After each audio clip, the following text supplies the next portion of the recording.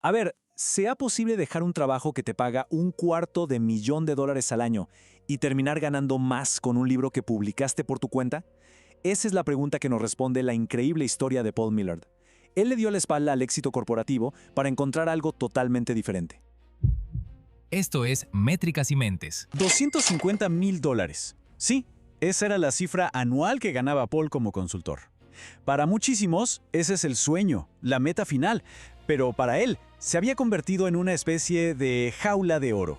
Paul le puso un nombre a esto, y es genial: el camino predeterminado. Es como ese guión invisible que nos empuja a todos hacia los trabajos de prestigio, los salarios altos, sin que nadie nos pregunte si eso de verdad nos hace felices. Él se sentía completamente atrapado ahí, y ese vacío fue lo que lo llevó a tomar una decisión radical. Y ojo, que no fue una de esas decisiones súper pensadas. En sus propias palabras, simplemente renuncié.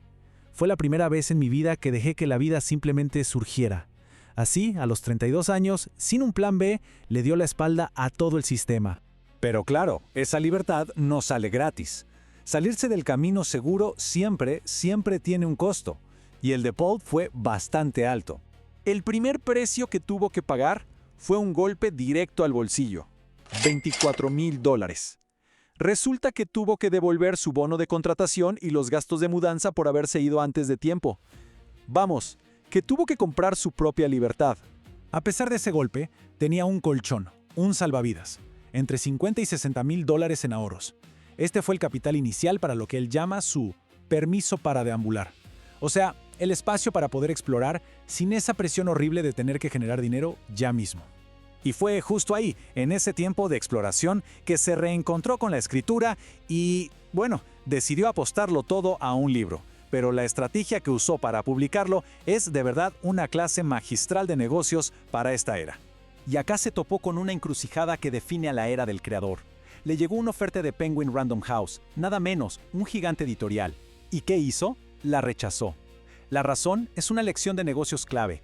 Con la editorial te olvidas del control creativo y te llevas unos $2 por libro. Si autopublicas, mantienes el control de todo y te ganas entre $7 y $8 por libro. La matemática era simple: eligió ser dueño de su propio negocio en lugar de ser un producto en el de alguien más. Una vez que se decidió, ejecutó un plan súper profesional. O sea, esto no fue un proyecto de garaje. Contrató un editor de desarrollo para pulir bien la historia, un diseñador en 99 Designs para una portada que llamara la atención. Usó una herramienta como Ritzy para que el formato quedara impecable y, por supuesto, un corrector para la revisión final. Trató su libro como si fuera una startup. Hablemos de la inversión. Fue totalmente calculada para que el producto final fuera de altísima calidad. Lo más caro fue la edición y la asesoría, casi $4,000, seguido por la producción del audiolibro. No escatimó para asegurarse de que el resultado fuera premium. Ok, invirtió en calidad, le metió ganas, pero ¿funcionó? ¿Cuál fue el retorno de esa apuesta? A ver, veamos los números de este nuevo autor. La verdad es que los resultados fueron impresionantes. El primer año vendió 10,000 copias y eso le generó $50,000. Pero la verdadera locura vino después.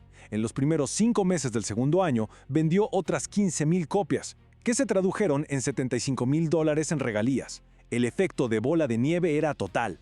Y ojo con esto, porque acá está una de las claves de su éxito: la diversificación. El ebook fue el motor principal, con la mitad de las ventas, pero el libro impreso y el audiolibro no se quedaron para nada atrás, sumando la otra mitad. La lección es clara: no se puede apostar todo a un solo formato hoy en día. Pero a ver, que más ventas no siempre significa más ganancia. Y esto es fascinante. Aunque el Kindle vendía muchísimas más unidades, los formatos físicos como la tapa dura y la tapa blanda le dejaban casi el doble de regalías por cada venta. Una métrica clave para entender la rentabilidad real de su negocio. Y entonces, ¿el gran total hasta ese momento? La cifra es tremenda. Alrededor de $130,000 en regalías puras. Un retorno de inversión masivo, que demuestra que el modelo de autopublicación, cuando se hace con mentalidad de negocio, es una verdadera fuerza financiera. Pero a ver, el dinero fue solo la consecuencia. La verdadera motivación detrás del libro de Paul, The Pathless Path, va mucho más allá de las finanzas. Se mete de lleno en lo filosófico. Y aquí está la idea central, el corazón de todo su proyecto. En realidad no puedes escapar del trabajo. Lo que necesitas es encontrar un trabajo que sostenga tu alma. El objetivo final no es jubilarse joven para no hacer nada, sino integrar un trabajo con propósito en la vida. Bueno, entonces, ¿cómo se llega a ese trabajo que de verdad importa? Su hoja de ruta es sorprendentemente directa. Primero, dejar el dinero fuera de la conversación el mayor tiempo posible para poder pensar con claridad. Segundo, ser implacable y renunciar a todo lo que no te apasiona. Y tercero, tomarse un respiro, un sabático, para crear ese espacio mental que se necesita para que surjan nuevas ideas. Y toda esta mentalidad se resume en una de sus frases más potentes, casi una declaración de guerra. Estoy dispuesto a prenderle fuego a todo, a pagar un impuesto de estatus para seguir haciendo un trabajo que me importa. Es la declaración de alguien que ya decidió que el propósito vale mucho más que el prestigio.